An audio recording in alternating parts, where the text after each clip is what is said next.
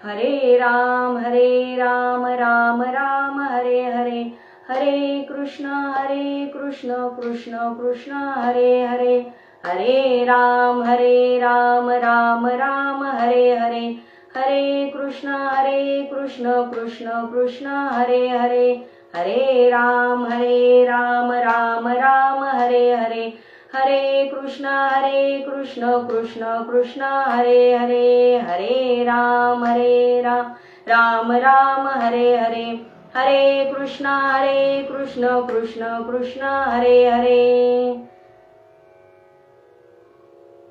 वक्रतुंड महाकाय सूर्यकोटि समप्रभ, निर्विघ्नं कुरु मे देव, सर्वकार्येषु सर्वदा।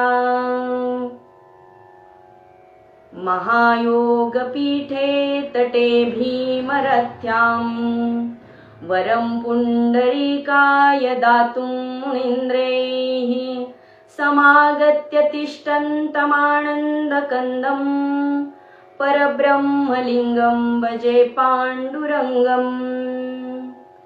पांडुरंगा करू प्रथम नमन, दुसरे चरण संतांची या, त्यांच्या कृपा दाणे कथेचा विस्तारू, बाबाजी सद्गुरु दास तुका। कलावज्ञ जीवोद्धरार्थावतारं, कलंकांक तेजोदिकामोदि वक्रं, खलानिशवादापणोदार दक्षं, समाधिस्थमूर्तिं भजे ज्ञानदेवं। मुखं करोति वाचालं पंगुं लंघयते गिरिं, यत्कृपातमहं वन्दे परमानन्दमाधवं। नमो सद्गुरु तुकया ज्ञानदीपा, नमो सद्गुरु सच्चिदानंद रूपा, नमो सद्गुरु भक्त कल्याणमूर्ती, नमो सद्गुरु भास्करा पूर्ण कीर्ती। सेवे लागी सेवक झालो, तुमच्या लागलो निज चरणा, अहो स्वामी तुकया देवा, यावरी न करावा अव्हेरू। मणी पाहे जन जनी नको मन, मणी पाहे जन जनी नको मन, या परी साधन साध्य करी, तिन्ही लोक पाहे आपुल्या माझारी, दृढ भायात्कारी नको ठेवू। संत साधुजन सद्गुरूंचे ध्यान, अंतरी जीवन साठवावे, गणेशनाथ म्हणे हृदयी पूर्ण भाव, आपणा सहित देव अवघा एक, तिन्ही लोक पाहे आपुल्या माझारी, दृढ बाह्याकारी ठेवू नको।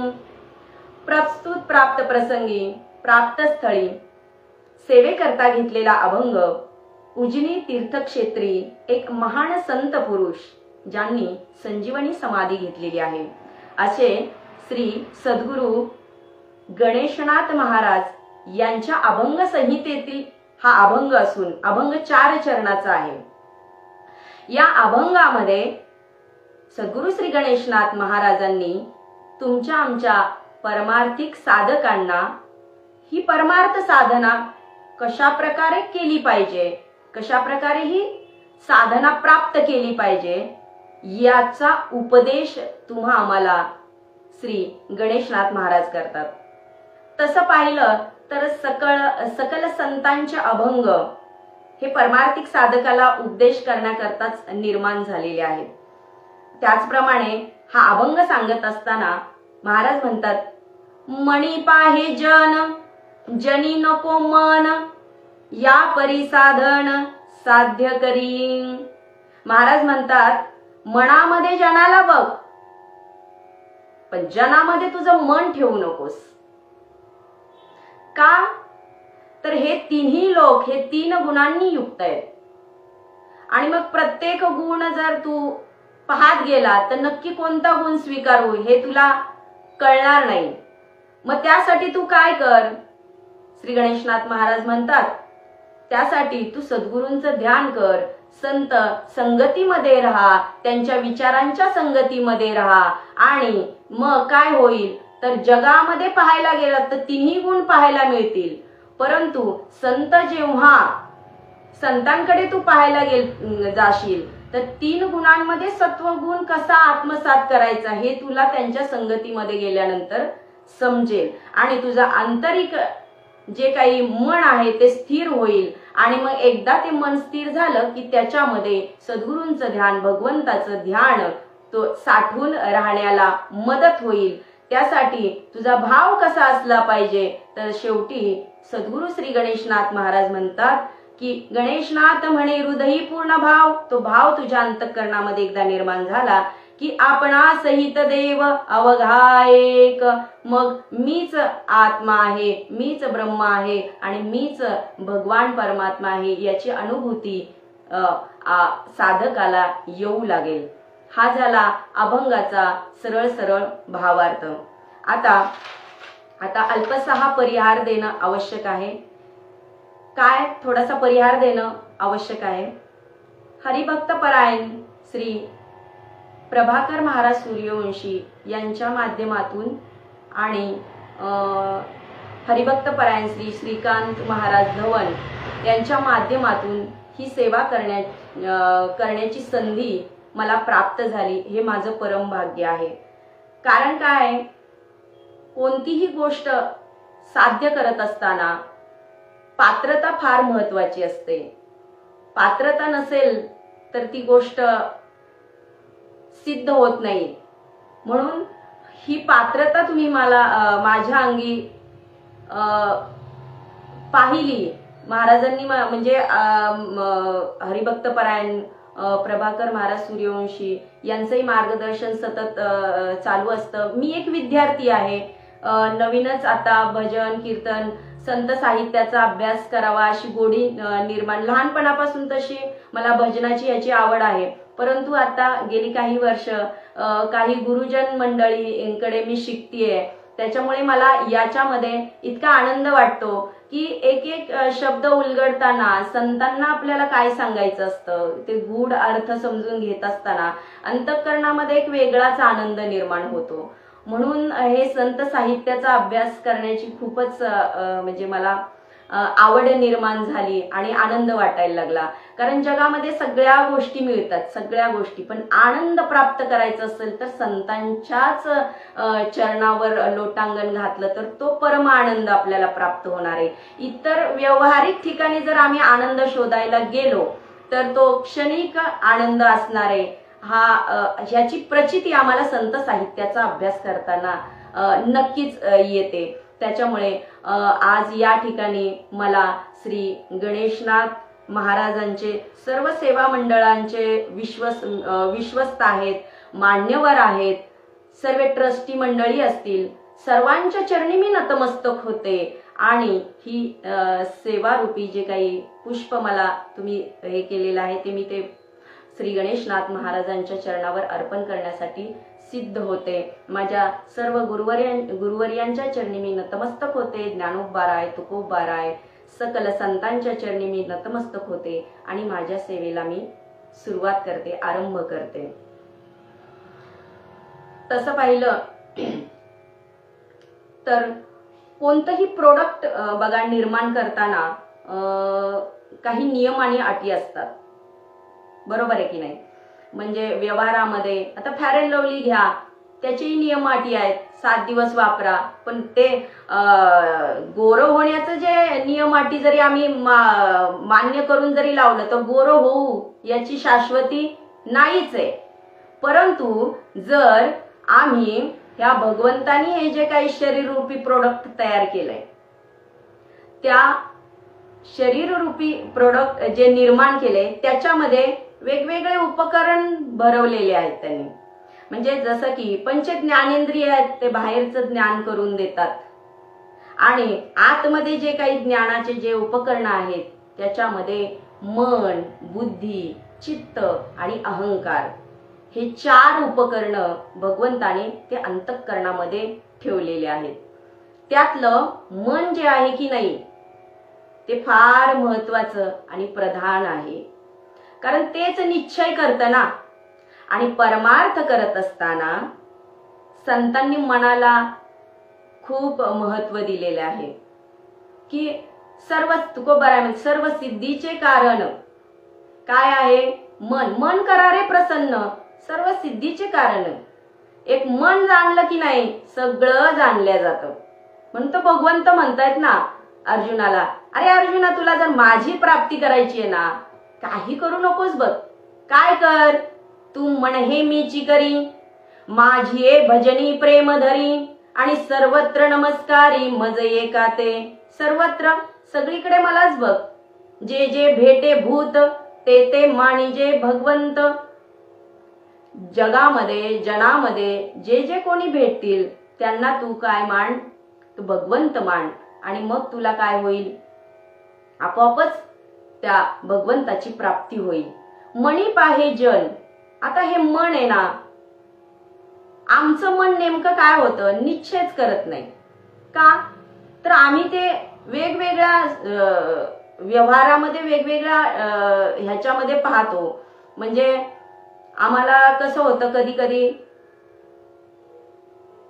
जे करायचं असतं ते न करता मग वेगळ्याच वाटेने जातं आमचं मन. कारण आमची संगती जशी संगत असेल तर माणूस त्याप्रमाणे घडतं ना. जर आम्हाला संत साहित्याचा विचार करायचंय आणि त्यासाठी जर आम्ही शिक्षण घ्यायला निघालो, तर आम्ही जर डॉक्टर वकील यांच्याकडे गेलो तर आम्हाला त्याचं ज्ञान मिळेल ना, आम्हाला संत साहित्याचं ज्ञान मिळणार नाही. मग आम्हाला कुठे जावे लागेल? तर आम्हाला सद्गुरूंकडेच जावे लागेल.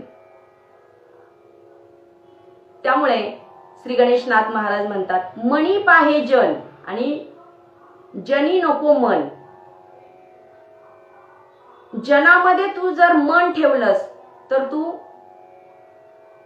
वाहवत जाशील. कारण जन हे कुठेही पळलेलं तुला दिसेल, ते काही एका ठिकाणी पळलेलं दिसणार नाही. परंतु संत जे असतील ते तुला एक मार्ग सांगतील. संतांचे संगती मनोमार्ग गती, आकळावा श्रीपती येण्याची पंथे. परमार्थ करायचा आहे ना, अनेक साधन आहेत.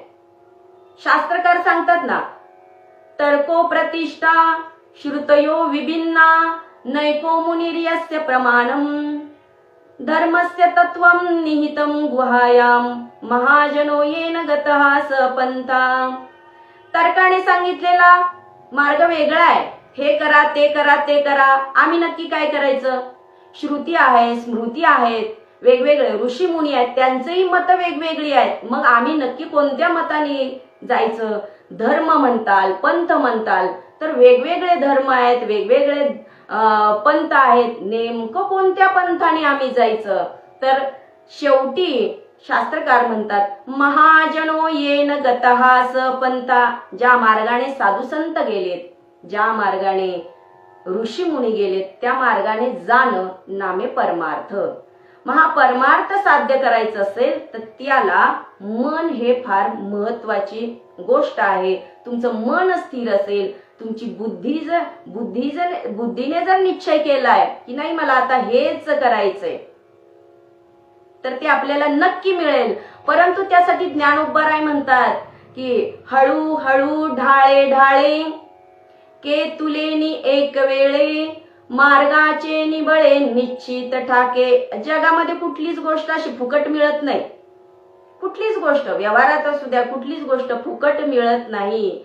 आणि आम्हाला तर परमानंद प्राप्त करायचा आहे, तर ते कसं शक्य आहे?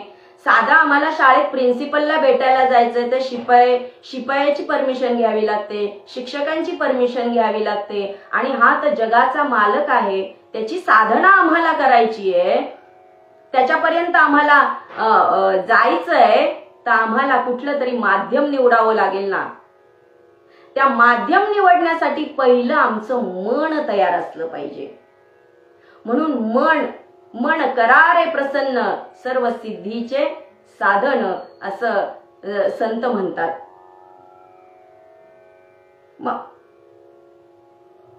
मग परमार्थ करत असताना मग काही नियम आम्हाला पाहिजेतच का नको? मग परमार्थ करत असताना काही नियम आम्हाला साधू संतांनी सांगितलेले आहेत. तसंच या अभंगामध्ये सुद्धा सद्गुरु गणेशनाथ महाराज यांनी पहिला नियम सांगितलाय, मणी पाहे जन आणि जनी नको मन. मनामध्ये लोकांना पहा, पण लोकांमध्ये काय कर, तुझं मन गुंतू नको. म्हणजे काय, निळोपरायांचा सुद्धा एक सुंदर अभंग आहे की नाम चिंतने जडली प्रीती, भगवत भावना सर्वाभूती, हेची परमार्था साधन, मुखी नाम हृदयी ध्यान. भगवंताची प्राप्ती करायची आहे ना, मुखामध्ये नाम घे आणि हृदयामध्ये त्याच भगवंताचं काय कर, चिंतन कर. आता नामच घ्यायचंय तर त्याला मनच लागतंय ना, कारण मनाचं उलट केलं की नाम होतंय, नामाचं उलट केलं की मन होतंय. म्हणून ते मन आम्हाला कुठं गुंतवायचंय, तर नामात गुंतवलं तर ते मन आमचं काय होईल, एका जागी स्थिर राहील. तुकोबाराय तेच सांगतात की मन करारे प्रसन्न सर्व सिद्धीचे कारण. मनामध्ये एकांतात भगवंताचं चिंतन केलं तर काय होईल, जे जे भेटे भूत ते ते मानी जे भगवंत, हा भाव आमच्या अंतःकरणामध्ये काय होईल, ठसवला जाईल. आता असा भाव आमच्या अंतःकरणामध्ये ठसवण्यासाठी, आमचं मन भगवंत चिंतन करण्यासाठी जर आज आम्ही कोणाला म्हणू गेलो तर लोक म्हणतील की आम्हाला काय तेवढंच काम आहे का, एवढं पैसा अडका कमवायचा आहे, सगळं करत असताना आम्हाला तेवढा वेळ नाही हो. सगळं काही करत असताना कधी आम्ही नाम घ्यायचं आणि काय करायचं. तर संत त्यावरही उपाय सांगतात, कामामध्ये काम काही म्हणा राम राम, देवाची द्वारी उभा क्षण भरी, तेने मुक्तीचारी साधियेल्या. अरे अख्खा दिवस आहे ना, एक क्षणभर तरी भगवंताचं नाम घे, चारी मुक्तीचा लाभ होईल त्या क्षणात, तेवढ्या क्षणापुरता तरी. म्हणजे इतकं सोपं करून सांगितलं. वनात जाऊ नको, त्याच्यासाठी वनात जायची काही गरज नाही. असोनी संसारी जिव्हे वेगू करी, वेदशास्त्र उभारी बाह्या सदा. संसारात राहूनच आता संत जनाबाई नाहीत का हो, दळिता कांडिता तुझ गाईन मी अनंता. आम्ही जर ऑफिसमध्ये काम करू, मनातल्या मनात भगवंताचं रामकृष्ण हरी म्हणू शकतो. आम्ही जर शेतात काम करत बेनत असू, इतरत्र गप्पा टप्पा मारण्यापेक्षा आम्ही अभंग म्हणू शकतो, भगवंताचं नामस्मरण होत आहे. ऑफिसमध्ये काम करत असताना आम्ही भगवंताचं चिंतन करू शकतो. IT मध्ये काम करत असताना आम्ही भगवंताचं चिंतन करू शकतो. कारण त्याला काय असं वेगळं तुम्हाला वेळ द्यायची आवश्यकता नाहीये. इतकं संतांनी ते सोपं करून सांगितलं आणि स्वतःही त्या मार्गाने त्यांनी करून दाखवलं आणि आपल्यालाही करण्यास त्यांनी ते नियमही घालून दिलेत. आणि ते नियम इतके काही कडक नियम नाहीत की आम्ही ते करू शकणार नाही असे नियम नाहीयेत. संत जनाबाई काय ख्याती आहे बघा ना.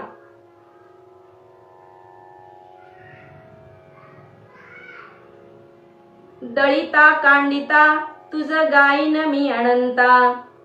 एक दिवस संत जनाबाई अशाच भगवंताची दळण दळण्यासाठी भगवंताची वाट बघतायत. आणि आता जगाचा पालनहार आहे, त्याला काय एकच भक्त आहे का हो. आणि मग चिंतन कसं असावं, कामामध्ये काम काही म्हणा राम राम. नाही म्हटली काय, पांडुरंगाला काही एकच भक्त आहे का. आणि मग विचार करते, राहू दे आज नाही आला पांडुरंग परमात्मा आपल्याला मदत करायला, तरी काय झालं, त्याचं नामचिंतन करता करता आपण करूयात की. आणि मग त्या जात्यालाच भगवंत मांडलं जनाबाईंनी.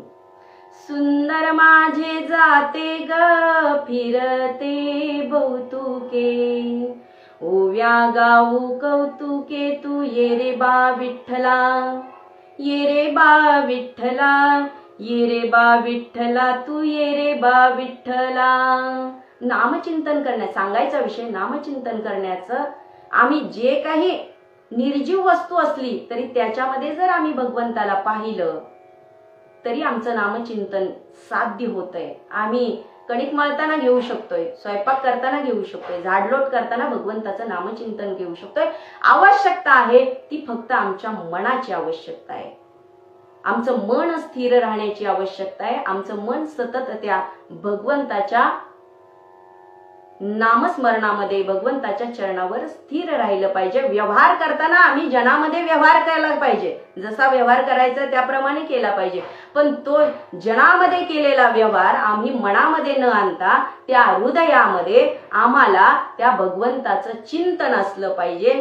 कारण व्यवहारामध्ये पैसा आम्ही कुठं ठेवतो विचार केला तर अगदी लॉकर मध्ये पैसे असतात आमचे, आणि त्याच्याशिवाय व्यवहार चालतो का? त्याच्याशिवाय व्यवहार चालत नाही. तसं परमार्थ करताना भगवंताचं नामचिंतन हे आमचा ठेवा आहे, आणि तो ठेवा आम्ही जर आमच्या हृदयामध्ये ठेवला तर तुमचा व्यवहार आणि परमार्थ दोन्हीही खूप छान आणि सुंदर होणार, याच्यात काही शंकाच नाहीये. तसं तरी सुद्धा आज जर आपण विचार केला तर लोक म्हणतात अहो आम्हाला वेळच नाही. तरी आणि मग असेच काही तुमच्या आमच्यासारखे साधक असतात की संसार करून करून करून त्यांना एक वेळ असं येतं, एक वेळ अशी येते की आपण करतोय सगळं काही आहे, आपल्याकडे सुख आहे, सगळे व्यवहारामध्ये ज्या ज्या गोष्टी पाहिजेत त्या सगळ्या आपल्याकडे आहे, गाडी आहे, बंगला आहे, सगळं आहे, पण अशी एक वस्तू आहे की ती वस्तू आपल्याकडनं प्राप्त करायची राहतीये. सगळं काही आहे, समाधान मात्र नाही. गाडी आहे, बंगला आहे, सगळं आहे, पैसा आहे, सगळं आहे, पण समाधान मिळत नाही, आनंद मिळत नाही. मग हा आनंद नक्की आहे कुठे, ह्याचा जेव्हा शोध घेण्याचा काही साधक प्रयत्न करतात तर त्या साधकांना उपदेश करणारा हा अभंग महाराजांनी रचलेला आहे. अतिशय सुंदर अभंग आहे. तर असेच काही साधक संत सावतामाळी महाराजांकडे येतात आणि महाराजांना म्हणतात, महाराज काय आम्हाला भगवंत प्राप्त करायचा आहे, आम्हाला परमार्थ करायचा आहे, तर आम्हाला परमार्थ कसा करायचा आम्हाला कृपया सांगा. ठीक आहे. आता संत सावतामाळी, कांदा मुळा भाजी अवघी विठाबाई माझी, कामामध्ये काम काही म्हणा राम राम, हे संतांनी घालून दिलेला पायंडा आहे आपल्याला. मग आल्यानंतर संत सवता महाराज आपले कांदे लावत होते. आता कांदे लावतायत, कांदे लावणीमध्ये दंग होते आणि सोबत भगवंताचं विठ्ठल विठ्ठल विठ्ठल नामस्मरण सुरू होतं. आणि मग पळत पळत तो साधक येतो, महाराज मला भगवंताची प्राप्ती करायची आहे, मला परमार्थ करायचंय, मला भगवंताला भेटायचंय, मला उपाय सांगा. ते म्हणाले, अरे मी काय करतोय तुला दिसतंय ना, कांदे लावते, तुला माहितीये ना कांद्याची घात कशी असते. अरे मोटर बंद पडली तर पाणीच जर नसेल तर कांदा लावणार कसा ना.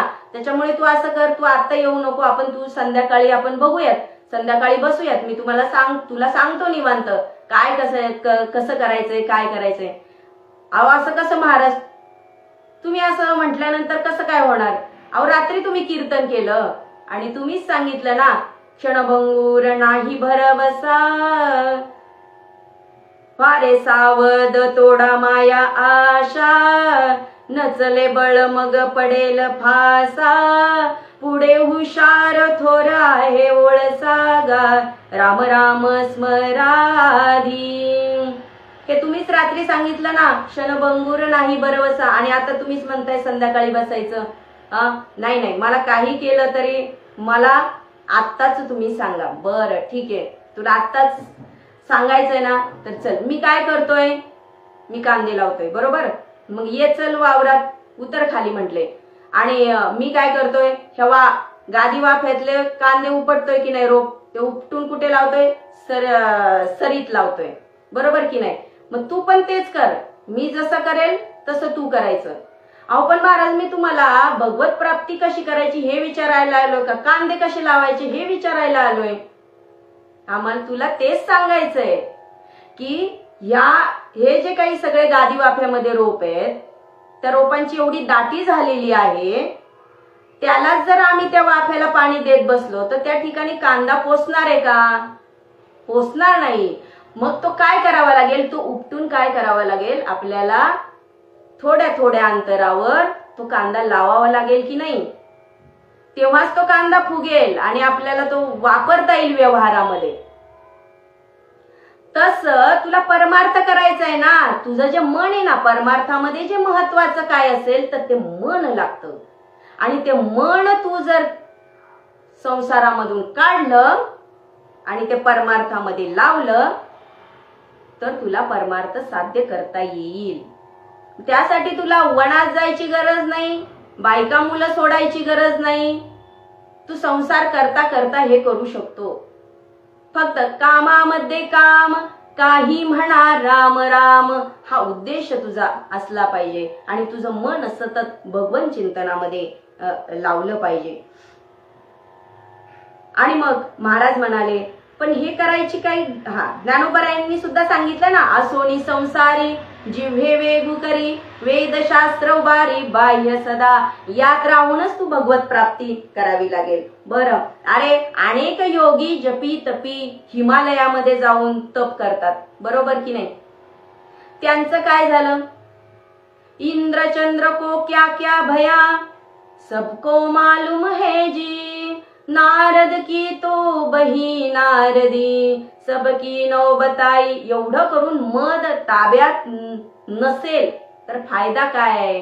म्हणून मग इथंच राहा, संसारात राहूनच मनात भगवंताचं नामचिंतन करणार, बरोबर की नाही? मग आमचा हा संसार सुखाचा का होणार नाही? ज्ञानोबराय स्वतः सांगतात ना, अवघाची संसार सुखाचा करीन, आनंदे भरीन तिन्ही लोकी. मग असं जर साधन तू केलंस तर तुलाही भगवंताची प्राप्ती होईल.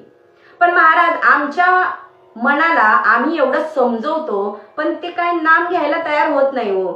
मग दुसरं काहीतरी नियम सांगा ना. मग त्या साधकांना श्री गणेशनाथ महाराज सुंदर दुसरा नियम सांगतात की जरा मागे वळून बघ. म्हणजे तिन्ही लोक, आता तिन्ही लोक म्हटलं तर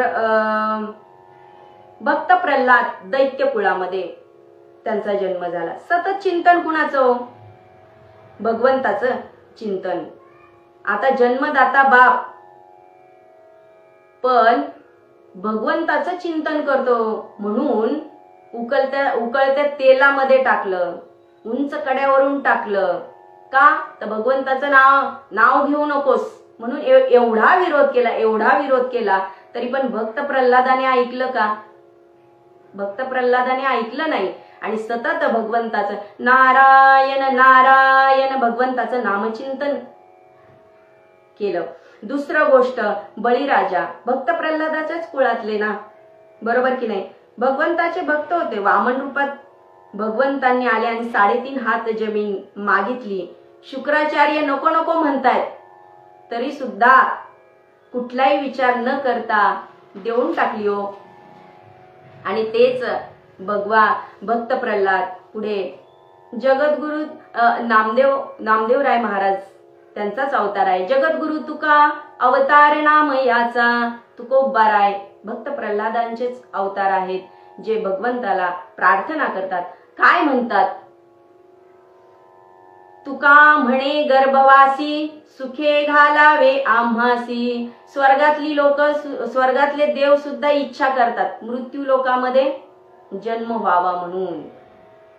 मग तिन्ही लोकांचा विचार केला तर हे मृत्यू लोक आपण जे म्हणतो संसार दुःख मूळ, संतांनी सुद्धा सांगितलेलं आहे. पण संतांनी हे पण सांगितलं की ह्याच मृत्यू लोकामध्ये आम्हाला भगवत प्राप्तीचं साधन प्राप्त करण्याचं उत्तम साधन काय असेल तर हा मनुष्य देह आहे. आणि या मनुष्य देहामध्ये येऊन आम्ही भगवंताची साधना केली तर त्याला नक्कीच प्राप्त करू. मग आम्हाला भगवत स्वरूप होता येईल. आता ते कसं होणार असं जेव्हा साधक विचारतात तर गणेशनाथ महाराज म्हणाले, तिसरा नियम सांगतात. तो नियम असा की संत साधुजन सद्गुरूंचे ध्यान अंतरी जीवन साठवावे. महाराज म्हणतात स्वर्ग पाहिजे, इंद्राची पूजा करावी लागते. बरं पूजा करून सगळं योग या हवन केलं, यज्ञयाग केले, इंद्राची प्राप्ती झाली, तरी पुण्य सरलं तरी परत इथंच यावं लागेल ना मृत्यू लोकात. म्हणून भगवंताचं नाम चिंतन या मृत्यू लोकामध्ये केलं तर भगवंताची प्राप्ती होईल. मग संसारातलं जे दुःख आहे, पुनरपि जननम पुनरपि मरणम पुनरपि जननी जठरी शयनम यह संसारे खलु दुस्तारे पाहि मुरारे भज गोविंदम भज मूढमते. हा जो जन्म मरण रूपी संसार आहे, तो जर आम्हाला थांबवायचा असेल, तो जर आम्हाला हा भवसागर आम्हाला पार करून जायचं असेल, तर आम्हाला काय केलं पाहिजे? तर श्री गणेशनाथ महाराज सांगतात, संत साधुजन सद्गुरूंचे ध्यान. सद्गुरूंचं ध्यान केलं पाहिजे, संत संगतीमध्ये आम्हाला गेलं पाहिजे. कारण 84 लक्ष योनी फिरून माणूस काय करतो, हा मनुष्य देह त्याला प्राप्त होतो. आणि मग तो जर आम्ही संतांच्या संगतीमध्ये न लावता इतर लोकांच्या जनतेच्या संगतीमध्ये लावलात, तर आम्ही कुठेही भटकू आणि भटकून परत आम्ही त्या जन्म मरण रूपी जात्याच्या काय होऊ, त्या चक्रामध्ये अडकू. म्हणून ते जर तुम्हाला अडकायचं नसेल तर तुम्हाला काय केलं पाहिजे? संतांच्याच संगतीमध्ये आलं पाहिजे. कारण आम्हाला आमच्या पंतप्रधानांना भेटायचं म्हटलं तर केवढी मोठी लिंक आहे हो. सरपंच येईल, मग ग्रामपंचायत येईल, पंचायत समिती, नगरसेवक, आमदार, खासदार, ही एवढ्या पायऱ्या आहेत आणि त्या जगाचा पालनहार आहे. आम्हाला त्याची साधना करायची, त्याची प्राप्ती करायची आहे. तर एवढं सोपं आहे का? पण ते सोपं सुद्धा करून दिलंय. तुम्ही काय करा, तुमच्या सद्गुरूंच्या सानिध्यात राहा. सद्गुरूंनी जो मार्ग सांगितलेला आहे त्या मार्गाने जर तुम्ही मार्गक्रमण करत गेलात तर नक्कीच तुम्ही तिथपर्यंत पोहोचणार, यात काही शंका नाही. हे सद्गुरू श्री गणेशनाथ महाराज या ठिकाणी अभंगातून सांगतायत.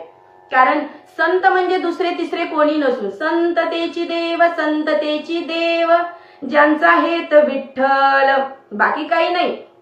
भगवंताला प्राप्त करायचं असेल तर आम्हाला संतांना शरण गेलं पाहिजे. आता यासाठी दृष्टांत असा द्यावासा वाटतो तो आमचे संत श्रेष्ठ निळोबारायांचा दृष्टांत. बघा ना, निळोबारायांना त्यांच्या गुरूंची भेट झाली नव्हती, अनुग्रह प्राप्त झाला नव्हता आणि तुकोबारायांना त्यांनी मनोमन गुरु मानलं होतं. आणि तुकोबाराय सदेह वैकुंठाला गेलेत हे जेव्हा निळोबारायांना समजलं तर निळोबाराय व्यथित झाले आणि तडक देहूला आले. आता आल्यानंतर निळोबारायांनी 42 दिवस अनुष्ठान केलं. 42 दिवस. आम्हाला एकादशी होत नाही, एकादशी आणि दुप्पट खाशी अशी आमची अवस्था आहे. आम्ही दुसऱ्या दिवशी एकादशी आहे म्हणून आदल्या रात्री एक भाकरी खायच्या ऐवजी 2-2 भाकरी खातो. एवढासा भात खायचा तर एवढा भात खातो का? तर उद्या एकादशी आहे, भरपूर पोट भरून खायचं हे आमचं लक्ष असतं. निळोबाराय 42 दिवस अनुष्ठान करतात. तुकाराम तुकाराम तुकाराम तुकाराम तुकाराम तुकाराम तुकाराम तुकाराम. आल्यानंतर तुकोबारायांचा धावा सुरू केलाय आणि इतके चिंतनात मग्न झाले तुकोबारायांच्या की शेवटी भगवान परमात्मा त्या ठिकाणी आले आणि निळोबारायांना म्हणतात, अरे निळोबा, अरे डोळे उघड, मी बघ जगाचा पालनहार तुझ्या समोर उभा आहे, माग तुला काय मागायचंय? निळा म्हणे आम्ही न ओळखोची देवा, तुकयाचा धावा करीतसे. निळोबाराय म्हणतात, अरे मी देवा तुला ओळखत नाही, मी तुकोबारायांचा धावा करतोय. तुझ लागी येथे बोलाविले कोणी, बोलाविले कोणी, प्रार्थिल्या वाचोनी आलासी का. तुझ लागी येथे बोलाविले कोणी, बोलाविले कोणी. अरे देवा तुला मी बोलवलंय का? तुझी प्रार्थना तरी केली का? मी तर तुकोबारायांचा धावा करतोय. अरे निळोबा, तुला माहिती नाही का, एकदा वैकुंठाला गेलेली लोक परत या मृत्यू लोकामध्ये येतात का? ते मला काही माहिती नाही देवा. मी तुकोबारायांचा दावा करतोय, माझ्या गुरूंचा दावा करतोय. जोपर्यंत ते मला अनुग्रह देत नाहीत तोपर्यंत मी त्यांचं नामस्मरण करणं सोडणार नाही. आणि शेवटी नाईलाज होतो भगवंताचा आणि तुकोबारायांना स्वतः यावं लागतं, अनुग्रह द्यावा लागतो. सांगायचा विषय, जर आम्ही आमच्या हृदयामध्ये त्या माझ्या स्वतः आपल्या सद्गुरूंचं जर ध्यान केलं, आपल्या सद्गुरूंच्या प्रती आमची जर श्रद्धा असेल आमच्या अंतःकरणामध्ये, तर देव आम्हाला लांब नाही. आणि हेच श्री गणेशनाथ महाराज तुम्हा आम्हाला या अभंगातून सांगतात. शेवटी असं सांगतात श्री गणेशनाथ म्हणे, हृदयी पूर्ण भाव आपणा सहित देव अवघा एक. या दृष्टांतातून हाच बोध होतो की सद्गुरूंचं ध्यान केल्यानंतर आम्हाला मी कोण आहे आणि मला या जीवनामध्ये आल्यानंतर नेमकं काय करायचंय, काय साध्य करायचंय, याचं ज्ञान आम्हाला संत संगतीमध्येच मिळेल. मग संत संगतीमध्ये मिळेल तर आज विचार करता, आज संत पाहायला गेलं तर मग वेगवेगळे प्रभा आपल्याला पाहायला मिळतात. वेगळे पंथ, वेगळं सगळं वेगवेगळं काही चालू आहे आता सध्या. याच्यामध्ये आम्ही संत कोणाला ओळखायचं? तर आमचे ज्ञानोबरायांची ज्ञानेश्वरी आहे, आमच्या तुकोबरायांची गाथा आहे, संत श्रेष्ठ शांती ब्रह्म संत एकनाथ महाराजांची भगवद्गीता आहे. हे सगळं काय आहे? तर हे आमच्यासाठीच ठेवलेला हा ठेवा आहे. आणि तो ठेवा, तो जर अभ्यास जर आम्ही या जन्मात येऊन नाही केला तर आमच्या जीवनाचं फल काय? काय साध्य आहे आमच्या जीवनाचं? डॉक्टर, इंजिनियर हे सगळं आम्हाला व्हायचंय. व्यवहारिक जीवनामध्ये ते प्राप्त केलं तरच जीवन आम्ही जगू शकतो, ते पण आहे. परंतु आमचं पारमार्थिक जीवन जगत असताना आम्हाला या संत साहित्याचा अभ्यास केल्याशिवाय गत्यंतर नाही. कारण मला सांगा ना, भगवान परमात्मा या पृथ्वी तलावर कशासाठी येतात? भक्ता राखे पायापाशी, दुर्जनांशी संहारी. एकतर भक्तासाठी येतात, नाहीतर दुर्जनांचा नाश करण्यासाठी भगवान परमात्मा देव येतो. परंतु आमच्यासाठी कोण येतं? तर आमच्यासाठी संत आहेत, आमच्यासाठी ज्ञानोबराय आहेत, तुकोबराय आहेत, आमच्यासाठी श्री गणेशनाथ महाराज आहेत. असे काही साधू संत आहेत की ते आमचं भलं व्हावं, आंतरिक त्यांची ओढ आहे. जगाच्या कल्याणा संतांच्या विभूती, देह कष्टविती परोपकारी. अवघ्या 22व्या वर्षामध्ये जगाची माऊली म्हणून घेण्याचं जे काही सामर्थ्य ते माऊलींचं, तुकोबरायांचं, जगद्गुरु तुकोबरायांचं सामर्थ्य आहे. हा भागवत पताका, या कळस जो जी कळसापर्यंत भागवत धर्म नेण्याचं जे काही कार्य आम्हाला आमच्या पुढे ठेवलेलं आहे ते तुकोबराय.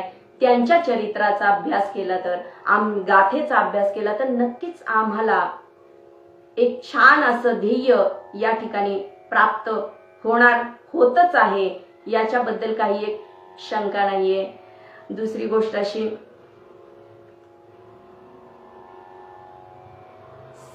एक दोहा आहे हिंदीतला, जब संत मिलन हो जाए मेरी वाणी हरि गुण गाए. जब संत मिलन हो जाए मेरी वाणी हरि गुण गाए. तब इतना समझ लेना अब हरि से मिलन होगा. तब इतना समझ लेना अब हरि से मिलन होगा. संत विचारांच्या, संत संगतीच्या, ज्ञानोबरायांच्या संगतीमध्ये, तुकोबरायांच्या संगतीमध्ये जर आम्ही राहिलो तर नक्कीच आमच्या जीवनाचा उद्धार होणार, यात काही शंका नाही. एवढं बोलून मी माझे जे काही 4 शब्द आहेत, आपुल्या बळे नाही मी बोलत, सखा भगवंत वाचा त्याची, साळुंखी मंजुळ बोलतसे वाणी, बोलविता धनी वेगळाची. जे काही चांगलं आहे, उत्तम आहे, ते माझ्या गुरुवर्यांचं आहे. आणि जे काही माझ्या वाणीतून वाईट शब्द बाहेर पडले असतील तर ते माझे वाणीचे दोष समजून माझे मला परत करा. आणि ही सेवा ज्ञानोबरायांच्या, तुकोबरायांच्या, माझ्या गुरुवर्यांच्या, तसेच सद्गुरू श्री गणेशनाथ महाराजांच्या चरणी मी समर्पित करते. आणि तुमच्या सर्वांच्या चरणी मी ही वाणी समर्पित करते. आणि माझ्या सेवेला मी या ठिकाणी पूर्ण विराम देते. पुनश्च एकदा तुम्हा सर्वांच्या चरणी नतमस्तक होते. तुम्हा सर्वांना मी धन्यवाद देते की या ठिकाणी मला ही सेवा तुम्ही प्राप्त सेवा संधी दिलीत ही सेवा करण्याची. कारण भाग्याचा उदय ते हे जोडी संत पाय, येथून अनुथो माथा मरणा वाचुनी सर्वथा. म्हणून हा भाग्याचा दिवस आज या ठिकाणी, आज एकादशी आहे आणि त्यानिमित्ताने तुम्ही मला ही संधी दिलीत. त्यामुळे तुम्हा सर्वांच्या चरणी मी नतमस्तक होते. धन्यवाद.